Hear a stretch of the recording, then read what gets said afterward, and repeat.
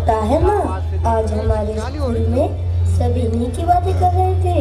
वो कह रहे थे वे भगवान हैं, वे ऐसे थे वैसे थे। तुम ही बताओ ना माँ, भगवान श्री राम कैसे थे? एक शर्त पे। क्या माँ? तुम मेरी सारी बात मानोगे? ठीक है। यह कथा है प्रभु श्री मर्यादा पुरुषोत्तम राम की, जिन्हें केवल रावण वध के लिए जाना जाए कदापि यह उचित नहीं होगा, अपितु शबरी माता के झूठे वेर ग्रहण करना, निषाद राज से मित्रता, अहिल्या देवी की मुक्ति, छोटे भाइयों के प्रति अगाध प्रेम, साथ ही सभी पर स्त्रियों के प्रति मातृतुल्य की भावना रखना ही प्रभु श्री राम है।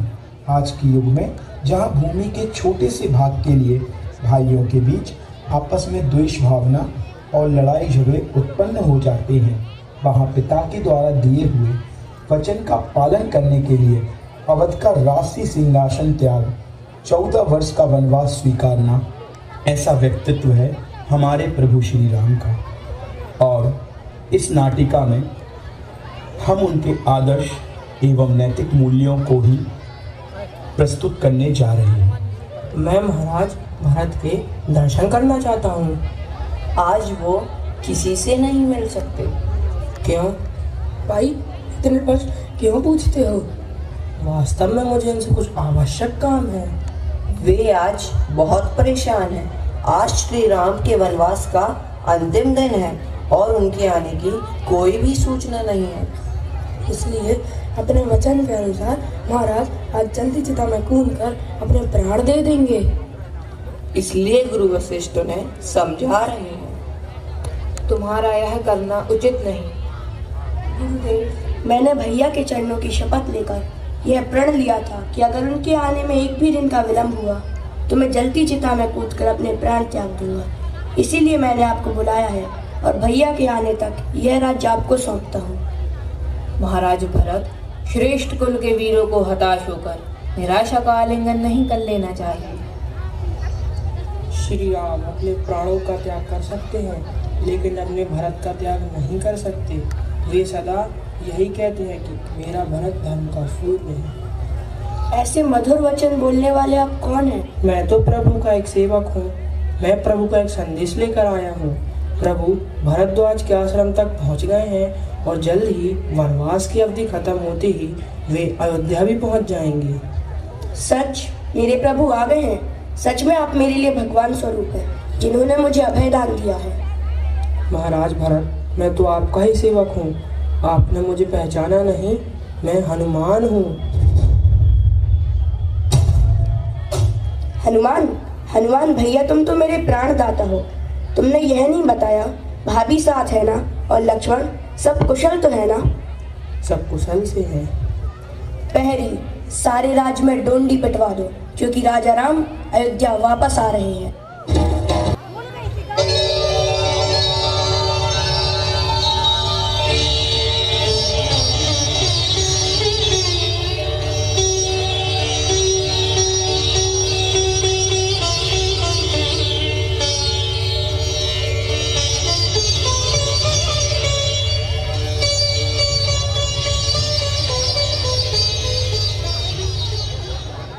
जननी जन्मभूमिश्च स्वर्गादपि गरीयसी।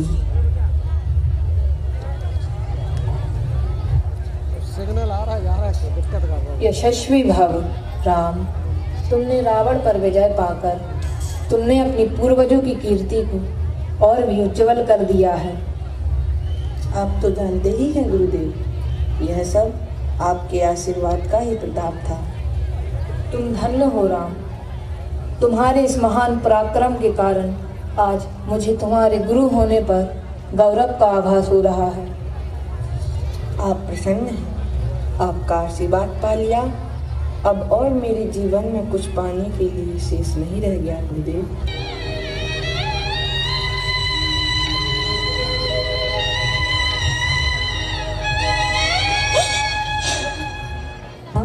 मेरे लिए राजभोग बनाकर रखा है ना? मैं जानती थी तू मुझसे राजभोग अवश्य मांगेगा। मुझे सबसे अधिक दोगी ना माँ? तेरे लिए अलग से रखा है मेरे लाल।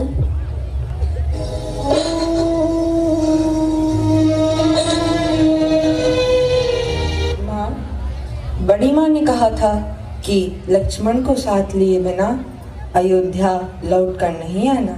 देख लो माँ, लक्ष्मण को साथ लेकर ही आया हूँ। लक्ष्मण को लाने की आवश्यकता नहीं है, वो तो तेरी ही परछाई है बेटे।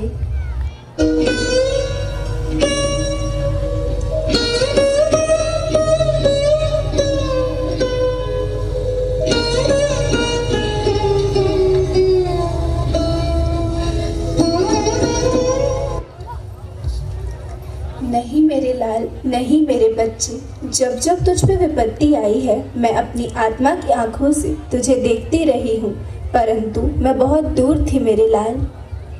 माँ, मैंने तो हर विपत्ति के क्षण में तुम्हें अपने निकट खड़ा पाया। तुम्हारे आशीर्वाद में इतनी शक्ति थी जिसके बल पर मैं विपत्तियों के समुद्र को लांघता हुआ तुम्हारे इन चरणों तक आ पहुँचा। तुम तो मेरी शक्ति स्वरूपिणी माँ दुर्गा हो। मैं सदैव तुम्हारी पूजा करता रहूं। मुझे यही आशीर्वाद दो माँ, मुझे यही आशीर्वाद दो। अरे ये तू क्या कह रहा है? लोग तो कहते हैं कि तू भगवान का रूप है, परंतु मैं तो बस इतना ही जानती हूँ कि तू मेरे हृदय का टुकड़ा है। मैं बस तुझे इसी रूप में देखना चाहती हूँ और मुझे कुछ नहीं चाहिए। जा उस पगले को संभाल, उसने तो तुझसे अधिक कठोर वनवास काटा है।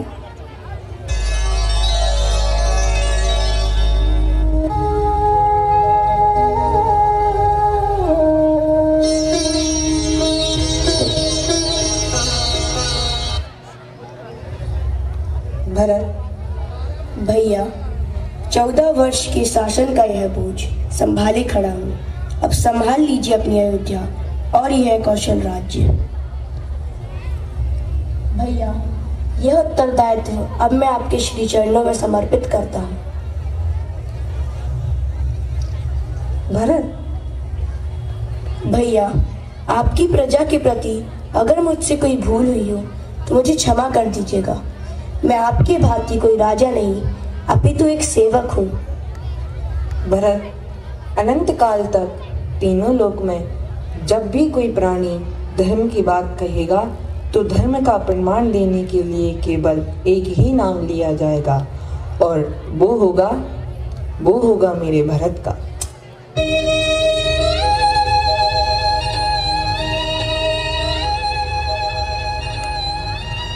ये पगले, अब क्यों रोता है? अब तो मैं आ गया हूँ।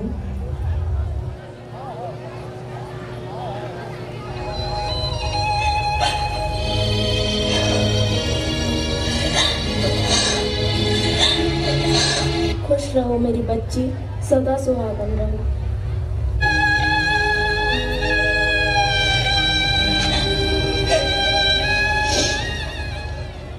बेटी, तुम्हारे बिना राजमहल तो क्या सारी अयोध्या सुनी लगती थी।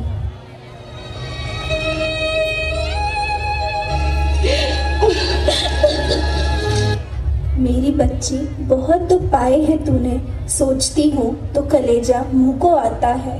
कैसे निकले होंगे वो दिन। वो दुख के दिन आपके भरोसे बीत गए माँ। जब कभी मन घबराता था तो आपको याद कर लेती थी, तब ऐसा लगता था जैसे आप स्वयं मुझे धीरज दे रही हो। हाँ पुत्री, माँ की आत्मा पुत्री के साथ हर जगह रहती है। सीता, तू नारी जाति का गौरव है। आने वाले युगों में नारियां तेरा नाम लेने से पवित्र हो जाएंगी।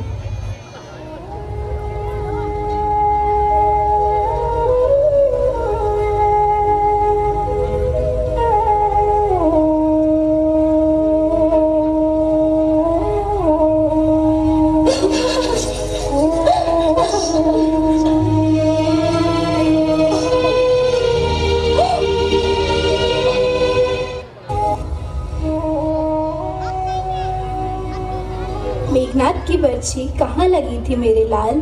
यहाँ माँ। जब बर्छी लगी तो बड़ी माँ की याद आई होगी। हाँ माँ, मैं मूर्छा में आपको ही बुला रहा था कि बड़ी माँ मेरी सहायता कीजिए। हाँ मेरे बच्चे।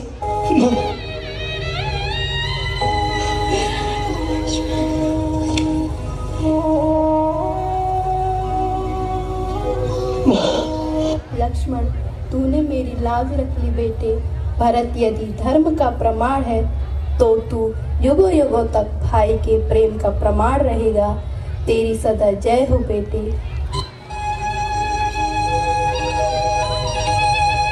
भैया। लक्ष्मण, हम सब में भाग्यवान तो तू है। साधु वेश तो मैंने भी धारण किया था, लेकिन भैया के चरणों में निरंतर बैठने का सुख तो तेरा है।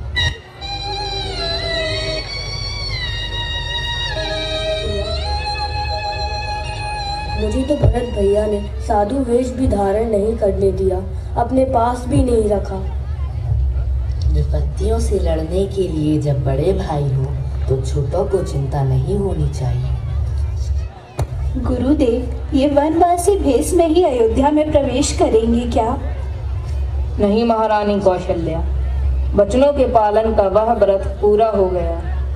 सरयू के किनारे जाकर आज अभी राम, लक्ष्मण, भरत इन तीनों भाइयों की जटाएं खुलवाकर इन्हें राजसी भेष में वस्त्र पहनाकर एक राजा की भांति अपने महल में ले जाया जाएगा।